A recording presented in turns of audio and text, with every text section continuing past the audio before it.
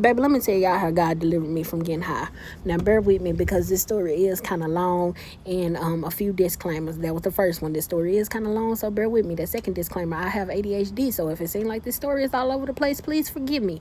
And the third disclaimer, God literally revealed to me the spirit behind getting high. It is not a happy spirit. It is very dark, very demonic, and very evil. And he also revealed to me that when you get high, you are entering into the spiritual realm illegally, so you're trespassing into the spiritual realm, but you are giving them permission to torment you. You are legalizing them to do whatever it is that they want to do. You gave them that permission. Now, I'm not telling anybody this to scare you or to make you feel bad about getting high. You do you. I'm just telling you what happened to me and what God revealed to me. Now, I've been getting high since I was 14. I started smoking weed at the age of 14. So getting high was not out of the usual for me. But what really did it for me was when I started to eat edibles. I got introduced to edibles in 2021, and I had been hooked on them all the way up to last year. God had gave me 2 warnings before what happened to me last year to like tell me like you need to stop this. But I'm hard headed and I kept doing it, and I was like, I'm a thug. I got this.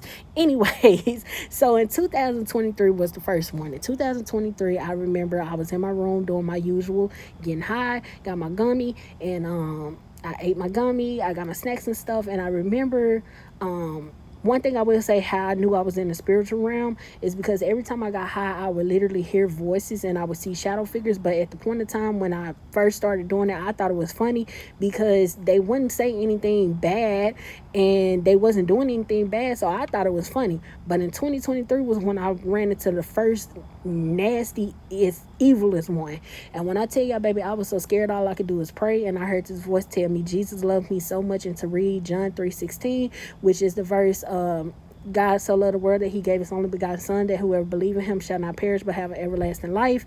And that was the only how I was able to calm down. You would have thought that would have stopped me, but no, I'm hard headed. I kept going. 2024, I got introduced to these gummies called Double Stacks.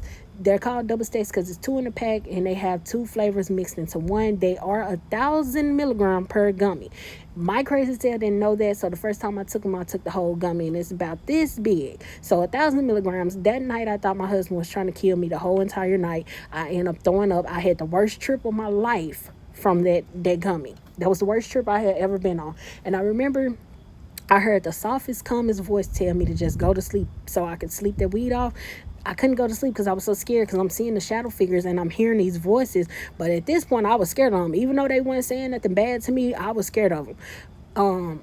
God had led my dog to jump in the bed with me, and she had never did this before, so that's how I knew it was God. He led my dog to jump in the bed with me. She got in the bed with me, and I felt this instant calm come over me, and that was only how I can go to sleep. So that was the second warning. The third time, which was not a warning, this was God showing me what was going to happen to me if I kept it up. He pretty much revealed to me that if I kept going the rate that I was going to become a crackhead. And I'm not trying to be funny, but he was letting me know, like, hey, you getting to the point where 1,000 grams ain't even working for you no more. You gonna be on some hardcore drugs in a couple of years and you're gonna be a crackhead.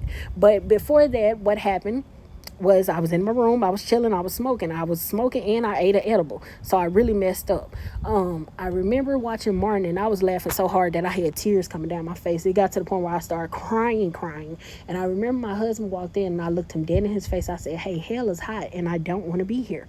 I knew I was in hell because my skin started to burn. My skin was burning so bad, y'all, that I felt my insides burning and bubbling. I can hear my insides. My heart was beating so fast, and I felt like I was finna bust in, like I was just finna burst open, and I felt like I was also finna bust into flames. I walked into the bathroom, and I remember my bathroom was so smoked out, but it wasn't that normal grayish black smoke. It was a orangish, reddish looking smoke, and I couldn't see nothing. I'm talking about I'm doing this trying to get through the smoke. And as I'm trying to navigate through the smoke, I'm hearing something chant. I thought they was chanting. And then I'm talking about it was loud, like multiple voices. Think of being in an arena and people are cheering. That's what it sounded like. But eventually, my ears kind of made out what they were saying. They were begging and pleading for help. Someone was even asking, God, what did I do? Why am I here? God, help me, help me. So now I'm like, I'm already knowing I'm in hell. So I started to cry and pray. And I'm like, God, please get me out of this. Whatever you need me to do, I'll do it. Even though God only allowed me to be there for like 2 minutes, that was the longest 2 minutes of my life. Baby, when I tell y'all the only how I came out of it, I got in the Bible, I was reading Matthew, and I know for sure I heard the voice of God literally tell me, Erica, do not do this again, or this is where you're going to be. I ain't got high sense. And I hate that it took fear to get me there, but I ain't got high sense. Baby, I don't need no more experiences like that. And I'm so happy that God delivered me from that, because like I said, he gave me a vision later of the path that I was going down. I would be a crackhead in a few years, because I was going to start doing hardcore drugs just to get that high, to constantly go into the spiritual realm, because the spirit behind these addictions is very dark, evil, and demonic. And that's what they want you to do. They want you to lose your mind. It literally says in the Bible to have a sober mind. They want you to lose your mind. So yeah, anyways, I just wanted to share this story with y'all. I'm sorry it's this long. Anyways, I love y'all. Jesus loves you more. Have a wonderful night, and I pray that you guys come through whatever addictions you might be addicted to, and God be with you the whole entire way. Just know he can help you overcome anything that you are struggling with. Do not give up. Bye.